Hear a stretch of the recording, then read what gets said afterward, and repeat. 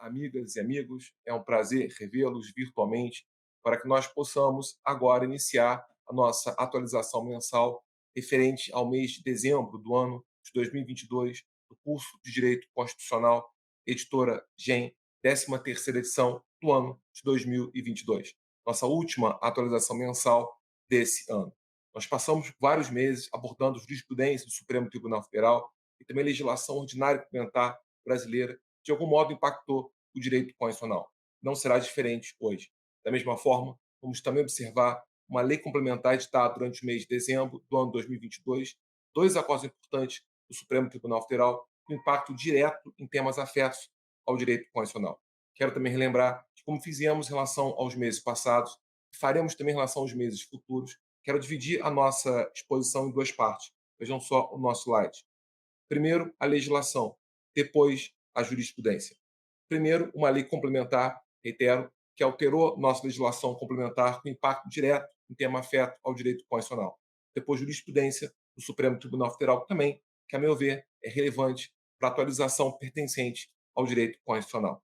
No tocante à legislação, chama atenção para, vejam só, a lei complementar número 197, 6 de dezembro de 2022, que alterou uma outra lei complementar, 172, de 15 de abril de 2020. E aqui peço a atenção das senhoras e dos senhores, também da lei ordinária 14029 do ano 2020, para conceder prazo para que estados, DF, municípios executem atos de transposição, de transferência e atos de transposição e reprogramação, respectivamente. Chama atenção aqui para um detalhe que eu acho importante nós possamos debater, que é o seguinte: repare, há uma lei complementar que altera uma lei ordinária.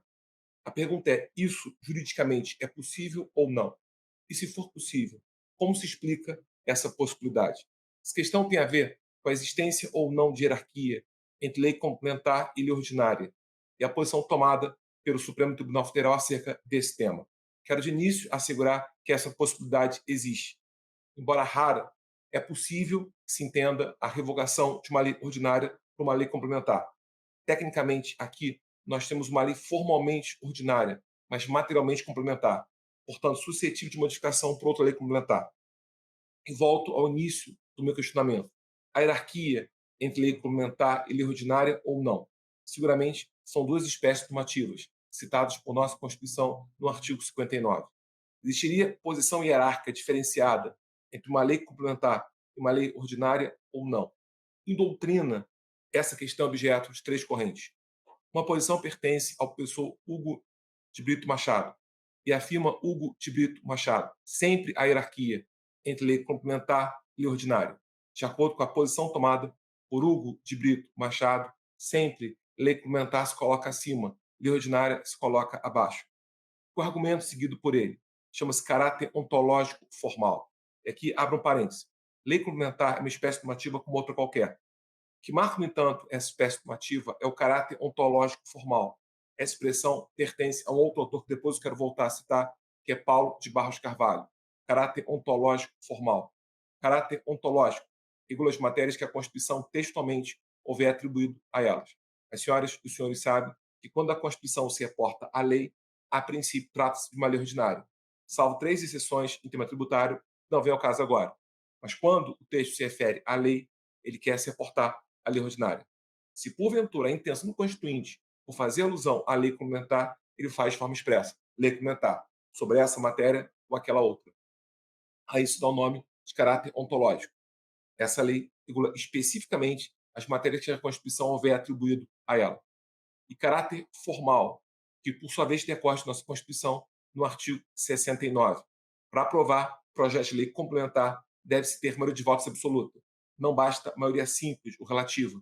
Deve haver maioria qualificada, maioria absoluta para a sua aprovação. Daí a marca de uma lei complementar ser o seu caráter ontológico formal. Isso regula as matérias que a Constituição textualmente atribuir a ela, caráter ontológico, e para aprovar o seu projeto exige maioria de votos absoluta, maioria de votos qualificada, caráter formal. Então diz Hugo de Brito Machado, uma espécie possui caráter ontológico formal, outra não. Então uma se coloca acima, outra se coloca abaixo. Então, reitero, de acordo com essa posição, sempre haveria hierarquia entre lei complementar e lei ordinária.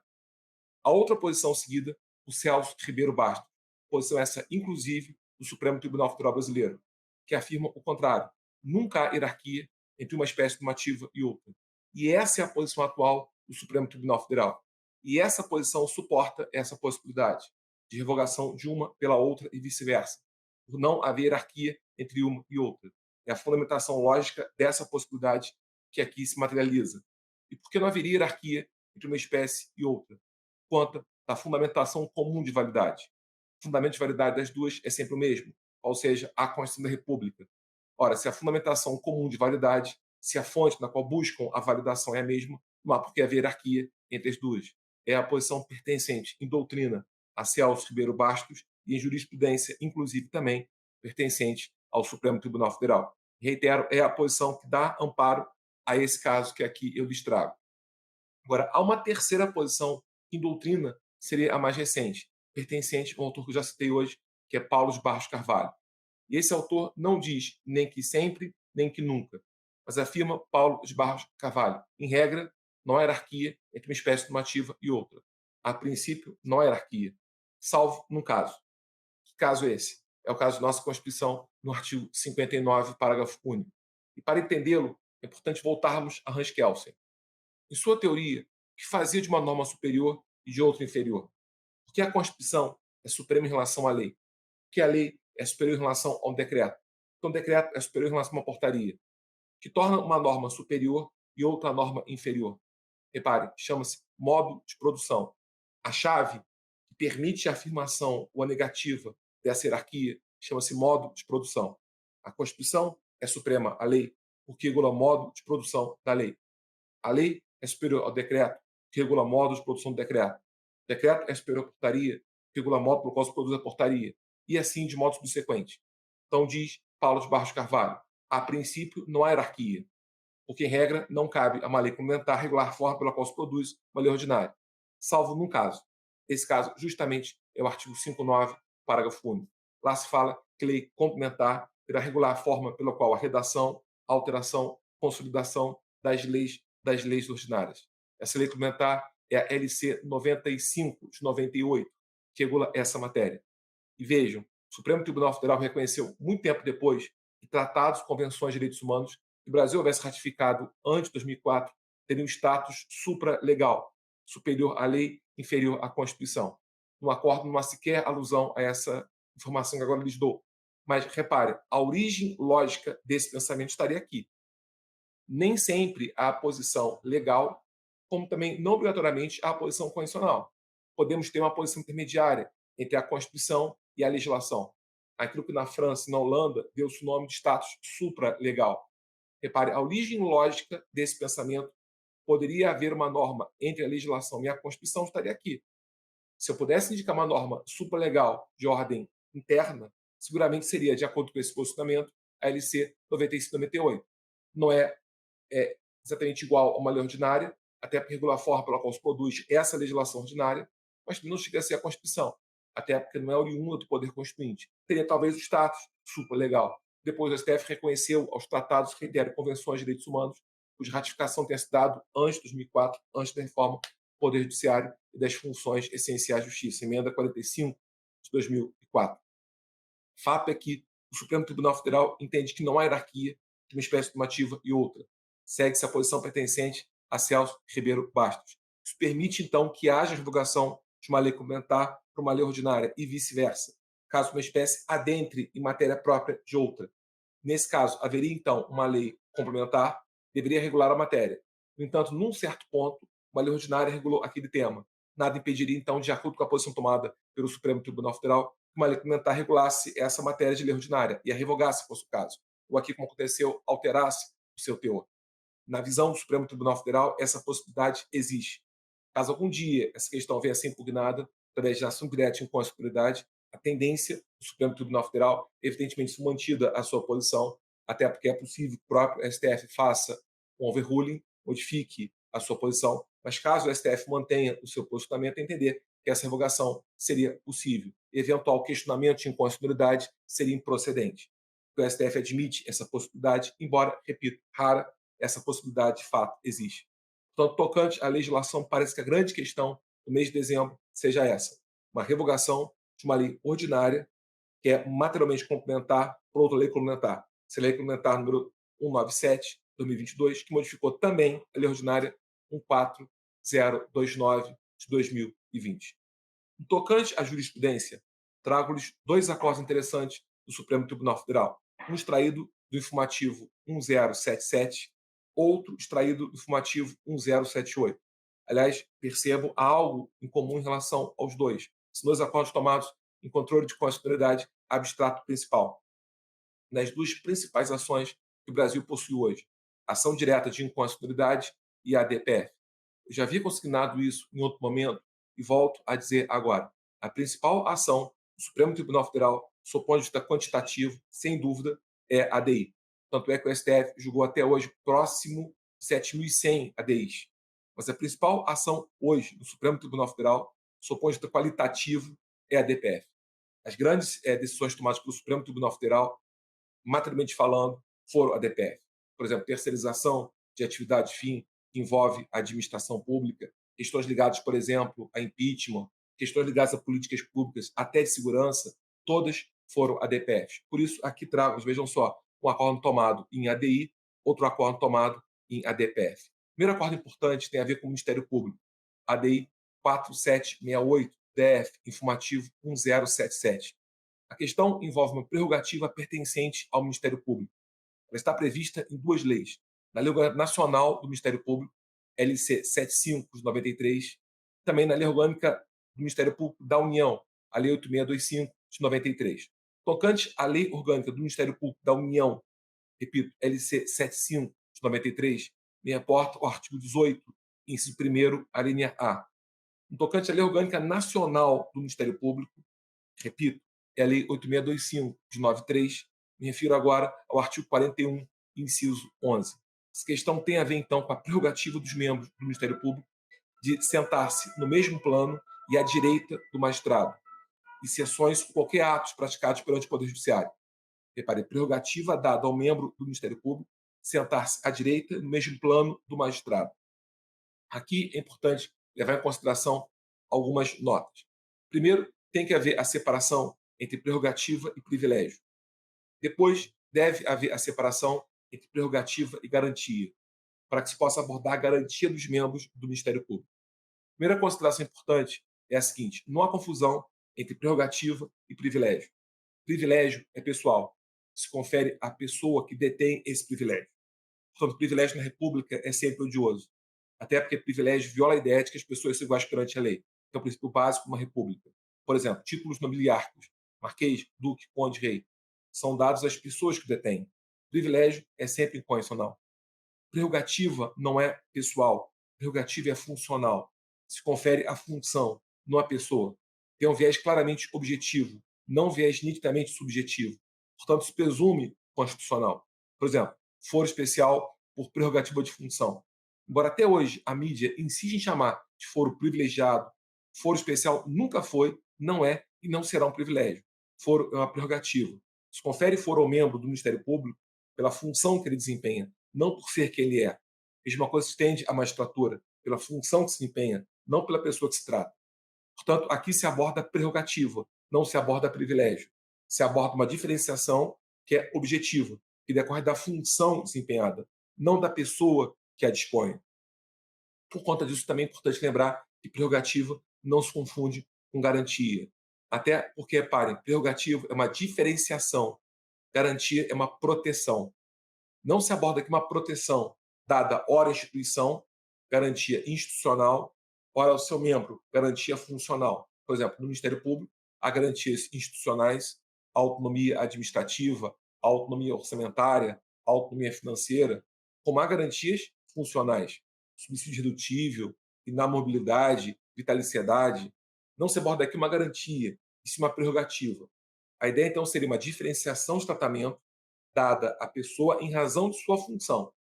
Isso permite, então, a distinção em relação ao privilégio, por não ser pessoal, ser funcional, como também uma distinção em relação à garantia, por não ser uma proteção, e sim uma diferenciação de tratamento, dada ao membro do Ministério Público em razão da função que ele desempenha. A partir, então, disso, chegou a se levantar uma questão sobre a constitucionalidade dessa prerrogativa. Será possível que é a legislação orgânica, e é bom lembrar, o Ministério Público tem duas leis orgânicas: a Lei Orgânica do Ministério Público da União, que é a LC 75 de 93, e a Lei Orgânica Nacional do Ministério Público, que é a Lei 8625 de 93. Poderiam prever essa prerrogativa, sentar-se à direita no mesmo plano do magistrado, até para, de certo modo, ilustrar uma igualdade entre as instituições, para que não haja hierarquia entre elas. Se levou a questão ao Supremo Tribunal Federal. E a posição tomada pelo Supremo Tribunal Federal é a seguinte: essa prerrogativa é válida, essa prerrogativa é constitucional. Diz o acordo que ela está em total harmonia com nossa Constituição, no artigo 5º, incisos 1º, 54 e 55. Poderia resumir colocando que essa prerrogativa é constitucional quanto dois argumentos. Embora o acordo não venha ser muito claro acerca disso, eu posso resumir os argumentos da seguinte forma. Primeiro, isso não viola a igualdade entre as partes, por um motivo simples. Não há igualdade aqui que possa ser invocada como fundamento dessa inconstitucionalidade. É bom lembrar, caso haja um processo no qual se envolva o Ministério Público, mesmo na condição de órgão agente, não se pode falar de igualdade, que a parte é a parte. O Ministério Público é a parte, mas também é fiscal. Mesmo sendo órgão agente, não se despe da condição de ser órgão interveniente. Mesmo sendo dominus litis, não se despe da condição de ser custos legis, o custo iuris. Ele está ali por ser também o fiscal. Então não se pode afirmar violação de igualdade, por não haver igualdade entre as partes. Até porque uma das partes também assume a condição de fiscal. Além de dominus litis, é também o custo legis, o custo iuris. Ou se prefere falar Ministério Público na condição de órgão agente, Ministério Público na condição de órgão interveniente. Então, o primeiro argumento é esse: não se pode falar de violação de igualdade, porque não é igualdade, entre situações diferentes. E há outro argumento: mesmo que houvesse igualdade, ela não existe. Mas vamos lá, mesmo que houvesse igualdade, ela não é plena em matéria processual penal. É possível que a legislação estabeleça entre as partes desigualdades, desde que razoável. E aqui se mostra razoável essa desigualdade entre as partes. É bom lembrar, só a revisão criminal pro réu. É bom lembrar, só há indúbio pro réu, assim como também só assenta à direita para o Ministério Público. Portanto, eu devo dizer, não há igualdade entre as partes, até porque as situações são diferentes. O Ministério Público não se despe do fato de ser órgão interveniente, mesmo sendo órgão agente, por isso a sua posição é diferente. E segundo, mesmo que houvesse igualdade entre as partes, não seria igualdade plena, porque em outras passagens a legislação confere benefício, inclusive, à parte contrária, ou seja, à parte defensiva. A indúbio pro réu, a revisão criminal pro réu, em contraposição a essa prerrogativa dada ao Ministério Público. É importante lembrar também que desse acordo, desse tema, surgiram decisões tomadas por vários TJs que ensejaram a súmula vinculante 10 do Supremo Tribunal Federal. A súmula vinculante 10 do Supremo Tribunal Federal discute o princípio da reserva de plenário previsto na nossa Constituição, no artigo 97, e define que, mesmo que um tribunal não declare uma norma inconstitucional, mas afaste a sua aplicação no caso concreto, se não houver precedente anterior do mesmo tribunal ou do plenário do Supremo Tribunal Federal, a questão deve ser levada ao plenário desse tribunal ou ao seu órgão especial, respeito ao princípio da reserva de plenário. Repito, esculpido em nossa Constituição, no artigo 97. Essa súmula 10, vinculante, inclusive, do Supremo Tribunal Federal, teve origem em vários acordos de TJs sobre esse tema, inclusive, que deu ensejo depois essa simulação vinculante. Mas fato é que nesse ponto o STF mantém a posição que sempre teve, que essa prerrogativa é constitucional, por não haver igualdade entre as partes, e mesmo que houvesse, por negar a sua plenitude. Outra parte importante, vejam só, do ano de 2022, do mês de dezembro, tem a ver com agora instituição de feriado. Vejam só no nosso slide, é uma DPF agora, DPF número 634 São Paulo, agora afirmativo 1078. Interessante porque aqui é uma discussão de uma lei municipal de São Paulo, lei do município de São Paulo, 14485 de 2007, instituição de feriado municipal, dia de consciência negra. A pergunta foi a seguinte: é possível que uma lei municipal estabeleça esse feriado municipal ou não? E aqui estão evidentemente importantes, até porque envolve temas de fundo que são relevantíssimos, mas no ponto pertinente à nossa atualização do direito constitucional, quero chamar a atenção para dois detalhes técnicos importantes. Primeiro, é uma DPF contra a lei municipal. Se nesse caso concreto o Supremo Tribunal Federal admitiu conversão da apreciação da cautelar em julgamento de mérito. Dois detalhes que eu acho importante trazê-los. Quero começar pelo último, depois pelo primeiro. Pelo último, eu falei conversão da apreciação da liminar em julgamento de mérito. Já existia isso desde a Lei 9868 de 99, além, evidentemente, da Lei 9882, também 99, que regula a DPF. Por exemplo, na Lei 9868 está prevista essa hipótese no seu artigo 11, que prevê o seguinte: pode o Supremo Tribunal Federal afetar o julgamento diretamente ao tribunal, terá a possibilidade de julgar a causa. Ou seja, qual é a novidade aqui? Em regra, cautelares são deferidas ou são indeferidas. Em regra, o juízo que um juízo ou um tribunal tem é positivo ou negativo. Se é para indeferir essa cautelar ou para deferir essa cautelar no todo ou em parte. Novidade aqui é que se dá ao Supremo Tribunal Federal a possibilidade de se abster de julgar a questão nesse momento. Entende que a questão é relevante, mas para ser apreciada como cautelar, ele aplica esse rito, abrevia os prazos, leva a questão diretamente ao plenário, para que ele possa julgar o mérito. O STF também fez essa questão aqui. Entendeu que a questão era relevante mais para ser apreciada como liminar, até porque envolve valores constitucionais muito caros, aplicou essa norma e submeteu a questão diretamente ao plenário, para que ele julgasse o mérito dessa questão. Então, é uma questão interessante de apreciação da matéria no mérito, na qual o STF se abstém de conhecê-la como cautelar. Inclusive, é interessante lembrar, porque eu vejo muito em livros a menção ao princípio do tempo razoável de um processo, mas nunca vi um exemplo prático disso. Aqui é um bom exemplo prático disso. Repare, o STF, ao aplicar essa possibilidade, reduz o prazo do processo. Ele imprime ao processo maior velocidade, reduz o seu tempo. Ele busca, então, o tempo razoável de um processo constitucional, dando a ele maior celeridade, maior velocidade. Então, é uma questão interessante na qual o Supremo Tribunal Federal submeteu a questão diretamente ao plenário, para que ele pudesse apreciar o mérito, se absteve de conhecer da questão como cautelar. Isso é típico de processo constitucional e também existe em relação à DI. Foi a ação anteriormente citada, nesse caso, por exemplo, na Lei 9868 de 99, no seu artigo 12, para ser bem especial relacionado a isso, além do caso, evidentemente, da DPF, na Lei 9882, também do ano de 99. E uma outra questão que eu acho importante abordar seria a seguinte: repare que aqui houve impugnação de uma lei municipal perante a Constituição Federal, Lei do Município de São Paulo, número 14485/2007. A pergunta é: pode haver uma DPF para a lei municipal? E, nesse caso, reconheceu a sua constitucionalidade, a sua validade? Existe essa possibilidade ou não? A resposta é clara: sim, essa possibilidade existe. E é marca desse tipo de ação. A DPF, é bom lembrar, ela se subsume a duas condições especiais para se regular exercício. Primeiro, ser a matéria um preceito fundamental. De acordo com Oscar Dias Correia, preceitos fundamentais formam a espinha dorsal de uma Constituição. Eu poderia dizer que essa matéria seriam, por exemplo, os princípios fundamentais da nossa Constituição, do artigo 1º até o artigo 4º, os direitos fundamentais em nossa Constituição, especialmente entre os artigos 5º a 14º, os princípios sobre a administração pública, artigo 37, especialmente as cláusulas pétreas, no artigo 60, parágrafo 4º. Em detalhe, o STF julgou um caso concreto, a DPF 33 reconheceu uma quinta matéria, os princípios constitucionais sensíveis, princípios cuja ameaça ou lesão gera a possibilidade de intervenção federal, previsto na nossa Constituição, no artigo 34, inciso 7º. Fato é que a matéria deve ser um preceito fundamental. Mas há uma outra condição: ser ação subsidiária.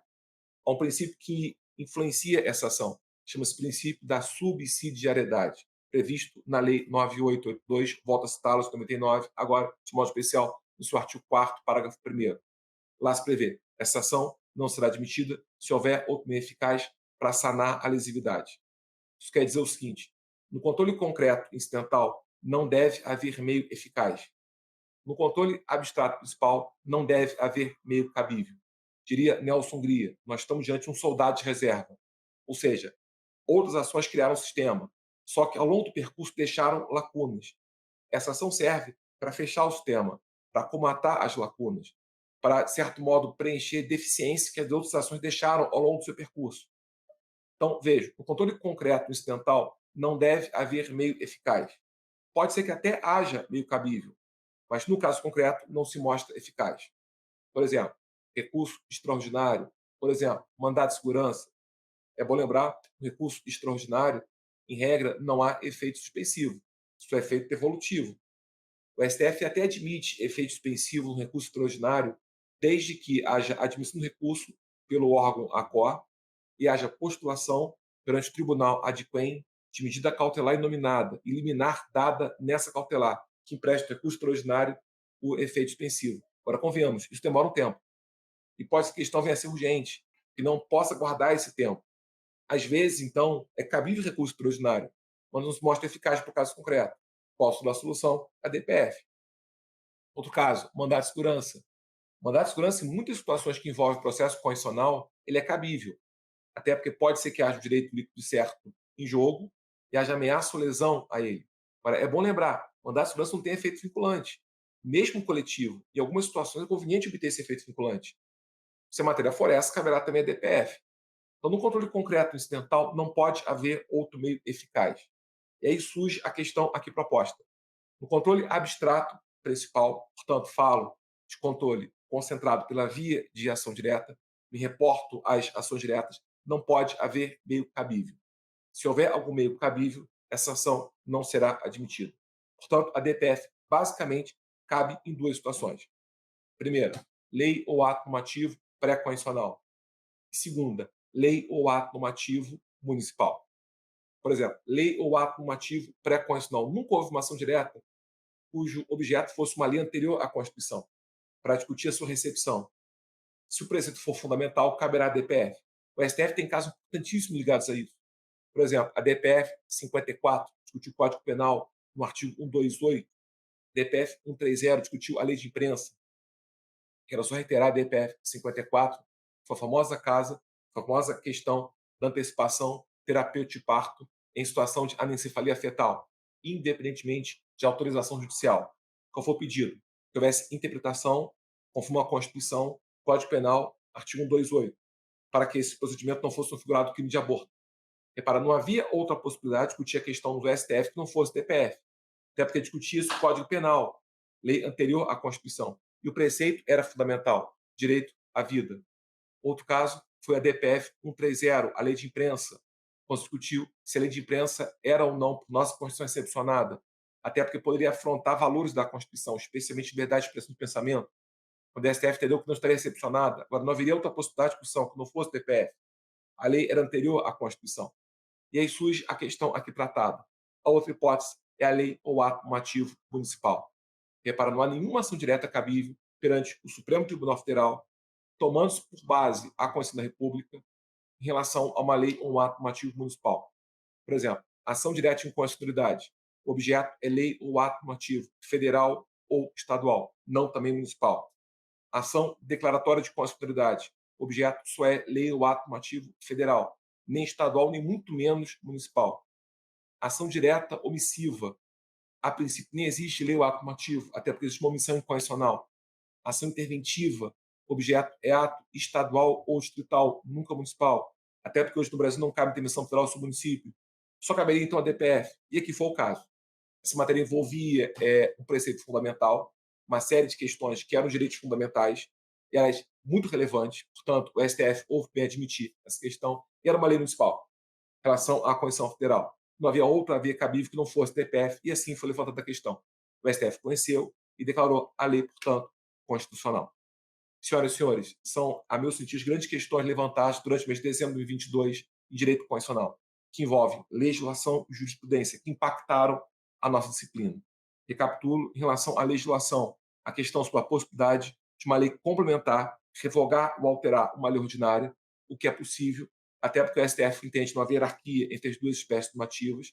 Em tocante à jurisprudência, as duas questões que aqui trouxe. O STF entende que a prerrogativa que nós abordamos no Ministério Público é constitucional, por não afrontar a igualdade entre as partes do processo, mesmo penal, invocou como fundamento a Constituição Federal, o artigo 5º, em 3 incisos, primeiro, 54 e 55.